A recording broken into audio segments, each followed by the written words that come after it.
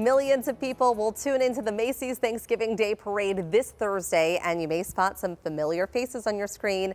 7 local music teachers will march in the parade as part of a national program for music educators. We had the chance to talk with 2 of them, one from Shaler and one from Northgate. Take a look. Scott and Jessica, congratulations on being where you are. This is so neat. So tell us how you got invited to this. What is this, the band director's marching band? That's correct. So how did you get the invite? So we all had to do an application process, and we had to basically give our background and experience of how much we've been teaching, what do we do in our actual experience, basically how do we serve our community, those types of things that they would look at and see, and what instruments do we play. And how about for you, Jessica? How was this notification sent to you? Did you get a call? Did you get an email? So we had applied last summer, and I was actually on a family vacation in Disney when I got the notification via email that I was accepted, and my whole family was off riding in rides, and I was just watching a show, and I was so excited to just be like, oh my gosh, I was just accepted into this group, and I was so impatient to just like tell the world. So you're in the most magical place in the world, getting the most magical news. Yes, exactly. So what is the band director's marching band? What is this? So it's comprised of 400 music teachers from around the country, and basically it's a service community deal that basically we give back to the community in certain ways. So like today we did performance at the 9/11 memorial and gave back to those that lost their life in that time. So there was quite a gathering of people to watch us perform, and we did a wreath laying, performed the Star Spangled Banner, taps, and alma mater. And it's just a very somber, quiet place here. So just a very touching moment. And you both will be in the Macy's Thanksgiving Day Parade? That's correct. Yes. And do you have a song? Is there a song or a few songs? And there's no practice time for all of you marching together. How do you do this? So they gave us the music over the summer and expected us to kind of practice it on our own. They gave us practice tracks. And then we got here officially yesterday, so Sunday. We had our first rehearsal Sunday night, and pretty much we're all getting up at 5 a.m.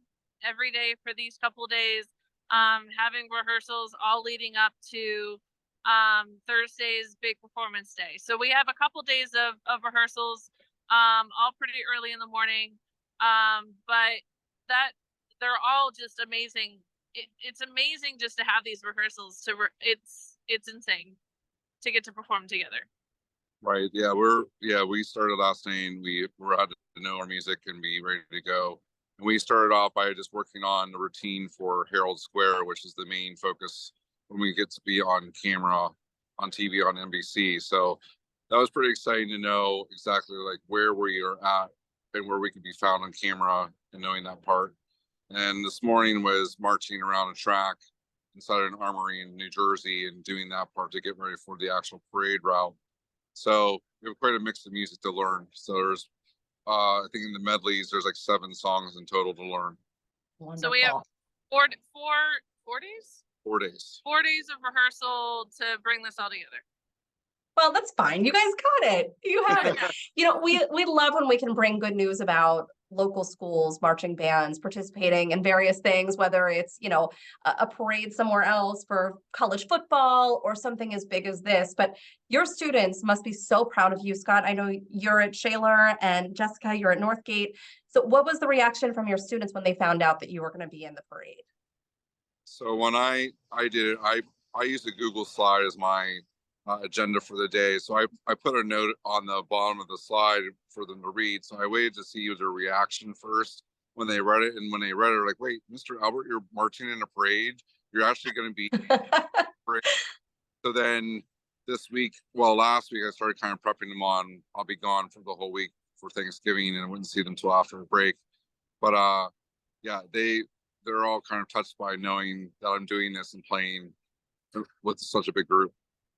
You both have to love music at its core. So I'm interested what a marching band director chooses as their instrument of choice in something like this. So Jessica, what did you pick? Or what do you play?